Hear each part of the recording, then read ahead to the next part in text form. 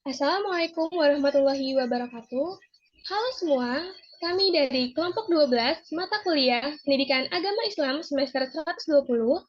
Video ini kami buat dalam rangka memenuhi proyek ujian tengah semester mata kuliah Pendidikan Agama Islam semester 120 dengan dosen pengampu Ibu Suci Nur Pratiwi MPD.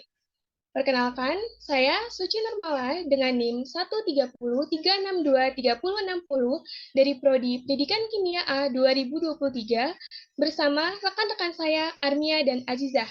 Kepada Armia dipersilahkan untuk memperkenalkan diri terlebih dahulu, baru dilanjutkan oleh Azizah.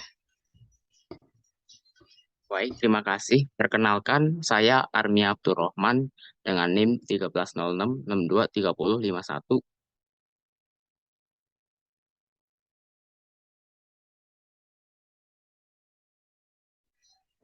Baik, terima kasih. Perkenalkan, nama saya Azza Salma dengan NIM 1303623029. Baik, setelah perkenalan, langsung saja kita masuk ke topik diskusi kelompok kita tentang radikalisme beragama. Kelompok kami akan membahas kasus pengeboman gereja katedral di Makassar yang terjadi pada tanggal 28 Maret 2021. Mari sama-sama kita mulai diskusi ini dengan membaca basmalah. Bismillahirrahmanirrahim. Sebelumnya, teman-teman udah tahu belum nih tentang kasus yang akan kami bahas? Untuk teman-teman yang belum tahu tentang kasus tersebut, di sini sudah ada Azizah yang akan menjelaskan tentang kronologi singkat dari kasus pengeboman gereja katedral di Makassar. Pada Azizah, dipersilahkan.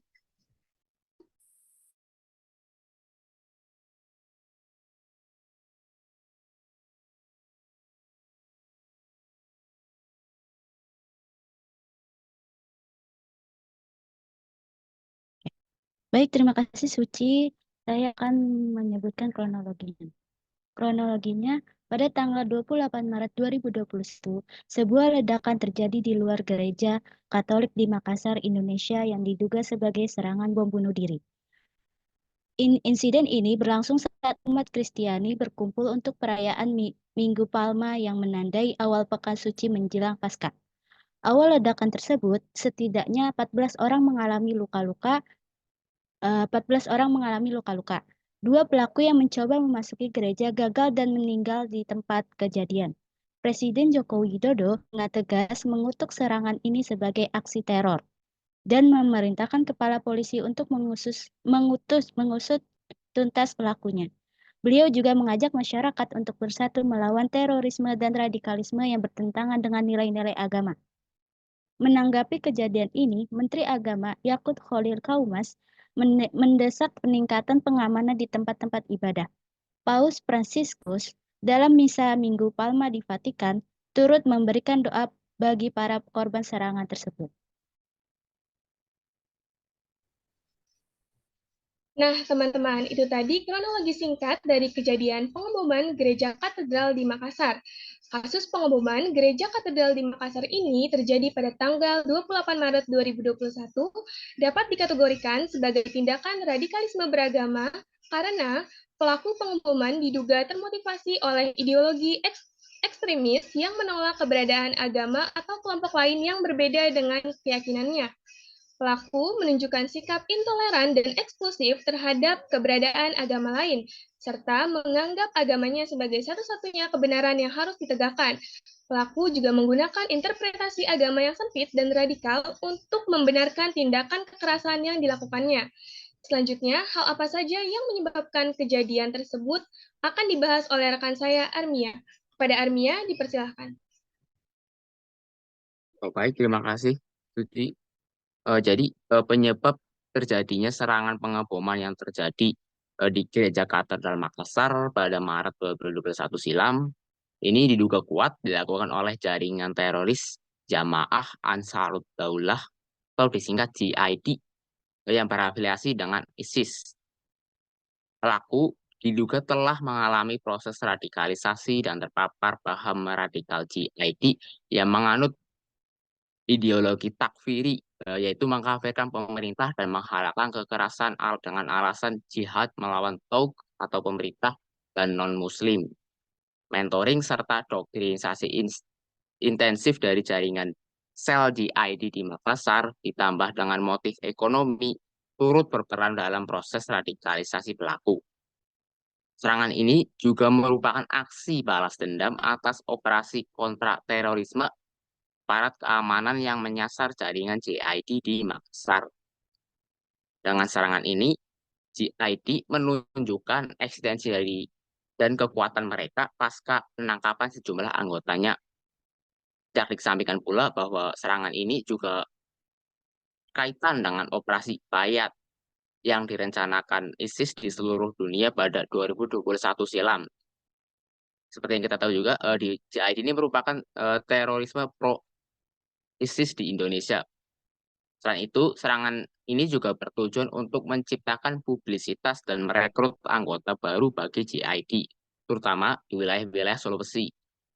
Propaganda kekerasan melalui media sosial dan narasi-narasi provokatif sengaja disebarkan untuk menarik perhatian publik atas keberadaan JID di Indonesia Timur. Meski motif dan latar belakang pelaku telah dianalisis, upaya penelitian lebih lanjut tetap dilakukan untuk memahami fenomena terorisme dari berbagai pandang sudut.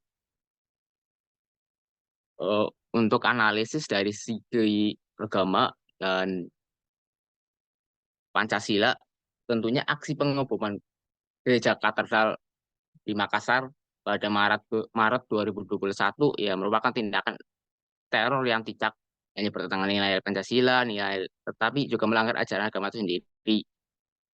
Serangan itu mencederai sila ketuhanan yang Maha Esa dengan menginjak-injak kerukunan antar umat beragama dan melanggar hak setiap warga negara untuk beribadah sesuai dengan keyakinannya masing-masing. Lebih lanjut, aksi kekerasan semacam itu jelas-jelas diharamkan dalam Islam yang menjunjung tinggi nilai-nilai kasih sayang, kedamaian, dan penghargaan terhadap kehidupan, merusak tempat ibadah, serta membunuh jamaah yang tidak berdosa merupakan perbuatan dosa yang dilarang agama. Dari sudut pandang kemanusiaan, pengeboman tersebut melanggar sila kemanusiaan yang adil dan beradab, dengan menghilangkan nyawa dan mencederai nilai-nilai keadilan serta keberadaan. Aksi teror semacam ini mengancam rasa aman masyarakat dengan menyebarkan ketakutan dan berpotensi memicu konflik di tengah masyarakat majmuk Indonesia. Hal ini tentu mengancam kesatuan bangsa Indonesia yang terdiri dari berbagai macam suku, agama, ras, dan golongan. Sekian dari pemaparan dari saya. Selanjutnya akan saya serahkan kembali kepada Suci, silakan. Baik, terima kasih Ermia atas penjelasan lengkapnya terkait penyebab kasus pengeboman gereja katedral di Makassar. Selanjutnya, apa aja sih dampak yang ditimbulkan dari aksi pengeboman tersebut? Untuk teman-teman yang penasaran, silahkan dengarkan penjelasan dari rekan saya Azizah. Kepada Azizah, dipersilahkan. Baik, terima kasih Suci. Selanjutnya saya akan menyebutkan dampak dari kejadian tersebut. Dampaknya, ledakan bom bunuh diri pada gereja katedral Makassar memiliki daya ledak tinggi atau high explosive. Hal itu terlihat dari dampak yang ditimbulkan, seperti kerusakan pintu gerbang gereja dan kendaraan-kendaraan yang ada di sekitarnya, serta pecahnya kaca hotel di sekitar gereja. Kapolda Sulawesi Selatan Inspektur Jenderal Merdisham menyebut jumlah korban akibat ledakan bom bunuh diri di pintu gerbang gereja katedral di Makassar bertambah menjadi 20 orang. Korban sebelumnya disebut berjumlah 14 orang. Merdisham menyampaikan, dari informasi yang dihimpun para korban mengalami luka berat, sedang, dan ringan. Namun, bagi korban yang mengalami luka ringan diberi rawat jalan. Korban petugas keamanan lainnya, yaitu Kosman, terlihat mengalami luka bakar serius pada bagian wajahnya. Pada saat itu korban dibawa ke RS Bayangkara untuk mendapat perawatan. Selanjutnya, Direktur Eksekutif Institute for the Development of Economic and Finance atau INDEF, Tauhid Ahmad juga mengatakan ledakan bom di depan gereja katedral Makassar bisa mempengaruhi pertumbuhan ekonomi secara regional di Sulawesi Selatan. Sedangkan kalau secara nasional dinilai relatif tidak besar.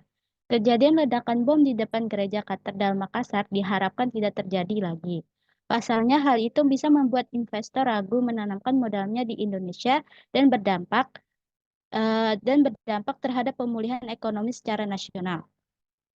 Dan Direktur Eksekutif Center of Reform on Economics atau CARE Indonesia, Muhammad Faisal menambahkan bahwa pemerintah harus mengusut tuntas ledakan bom di depan Gereja Katedral Makassar, meskipun dampak ke pemulihan ekonomi secara nasional tak besar. Untuk analisisnya berdasarkan Pancasila dan agama, yaitu berdasarkan dampak yang ditimbulkan aksi bom bunuh diri Gereja Katedral di Makassar pada Maret 2021, tindakan tersebut bertentangan dengan nilai-nilai Pancasila dan nilai-nilai agama, serta membuat dampak buruk dari sudut pandang ekonomi. Dari segi nilai Pancasila, serangan bom bunuh diri yang terjadi di Gereja Katedral Makassar bertentangan dengan nilai-nilai Pancasila, terutama nilai ketuhanan yang Maha Esa dan nilai kemanusiaan yang adil dan beradab. Serangan tersebut melanggar prinsip kebebasan beribadah dan mengorbankan nyawa manusia secara tidak adil. Dari perspektif agama, tindakan tersebut juga bertentangan dengan ajaran agama yang mengajarkan perdamaian, kasih sayang, dan penghormatan terhadap kehidupan manusia. Aksi kekerasan seperti ini tidak mencerminkan nilai-nilai agama yang menghargai kehidupan dan kesejahteraan bersama.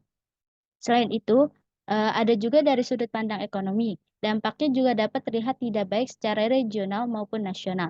Secara regional, serangan tersebut dapat mengganggu pertumbuhan ekonomi Sulawesi Selatan karena dapat menimbulkan ketidakpastian dan mengurangi kepercayaan investor.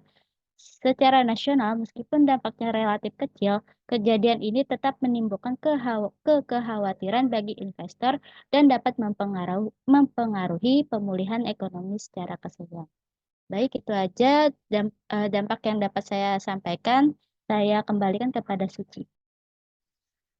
Baik, terima kasih Aziza atas penjelasan lengkapnya. Nah, teman-teman bisa membayangkan kan ya seberapa besar dampak dari kasus pengeboman gereja katedral yang terjadi di Makassar ini. Lalu, solusi apa sih yang tepat untuk mengatasi kasus ini? Berdasarkan Undang-Undang Nomor 15 Tahun 2018 tentang perubahan atas Undang-Undang Nomor 15 Tahun 2002 tentang pengganti Undang-Undang Nomor 1 Tahun 2002 tentang pemberantasan tindak pidana terorisme menjadi undang-undang dengan ancaman hukuman penjara minimal 5 tahun dan maksimal 20 tahun penjara atau seumur hidup atau pidana mati. Majelis Hakim Pengadilan Negeri Jakarta Timur menyatakan terdakwa Bustar LC alias Ustadz Bustar selaku guru dari pelaku pengeboman terbukti secara sah dan meyakinkan bersalah melakukan tindak pidana terorisme dan menjatuhkan pidana kepada terdakwa dengan hukuman penjara selama 5 tahun. Selanjutnya, berkaitan dengan pemulihan korban pengeboman, Institute for Criminal Justice Reform meminta kepada pemerintah, khususnya pemerintah pusat dan daerah, serta lembaga perlindungan saksi dan korban untuk menangani insiden ini, khususnya dengan secara tanggap mengidentifikasi korban-korban agar mendapatkan hak-haknya sebagai korban terorisme berupa pertolongan pertama, bantuan medis, dan bantuan rehabilitasi, psikososial, dan psikologis yang harus ditanggung oleh pemerintah, sesuai dengan ketentuan pasal 35A ayat 4 Undang-Undang Nomor 5 Tahun 2018 tentang terorisme, pasal 6 ayat 1 Undang-Undang Nomor 31 Tahun 2014 tentang perlindungan saksi dan korban, serta pasal 18A ayat 1 tentang perubahan atas Peraturan Pemerintah Nomor 7 Tahun 2018 tentang pemberian kompensasi, restitusi, dan bantuan kepada saksi dan korban. Menyadari adanya milenial yang ikut serta menjadi bagian dari kegiatan teror, BNPT atau Badan Nasional Penanggulangan Terorisme melakukan upaya pencegahan lebih mendalam kepada generasi milenial. Kemajuan dunia teknologi saat ini yang membuat maraknya konten-konten propaganda serta narasi ujaran kebencian yang tidak dapat terhindarkan. Untuk itu, peran keluarga diharapkan dapat terlibat untuk mengawasi anak-anak mereka dalam menggunakan sosial media secara baik dan benar. Analisis dari segi nilai Pancasila, Upaya pemulihan korban pengeboman dan upaya pencegahan terorisme dapat memperkuat nilai-nilai keadilan sosial bagi seluruh rakyat Indonesia, serta menjunjung tinggi nilai kemanusiaan. Memberikan bantuan kepada korban, baik berupa bantuan medis maupun rehabilitasi, merupakan implementasi dari nilai gotong royong dan keadilan sosial. Sementara upaya pencegahan terorisme dengan mengawasi penggunaan media sosial secara baik dan bijak menegaskan komitmen untuk melindungi hak asasi manusia dan menjaga ketertiban dan perdamaian. Dari perspektif agama, memberikan pertolongan pertama, bantuan medis, dan rehabilitasi psikososial pada korban adalah wujud kasih sayang dan kepedulian sesama manusia yang dijunjung tinggi dalam ajaran agama. Pencegahan terorisme dalam melibatkan keluarga dalam mengawasi penggunaan media sosial anak-anak juga mencerminkan nilai-nilai moral dan tanggung jawab mendidik generasi muda untuk menghindari kejahatan dan membangun masyarakat yang damai. Maka dari itu, solusi-solusi tersebut sejalan dengan nilai-nilai Pancasila dan ajaran agama yang menekankan pentingnya keadilan, kemanusiaan, kesetaraan, serta tanggung jawab bersama dalam menjaga perdamaian dan keamanan. Baiklah teman-teman, berakhirlah sudah sesi diskusi dari kelompok kami. Saya berharap dengan adanya video diskusi dari kelompok kami ini dapat menambah wawasan teman-teman terkait dengan radikalisme beragama. Saya mewakili rekan-rekan kelompok saya meminta maaf apabila terdapat kesalahan selama berjalannya diskusi ini.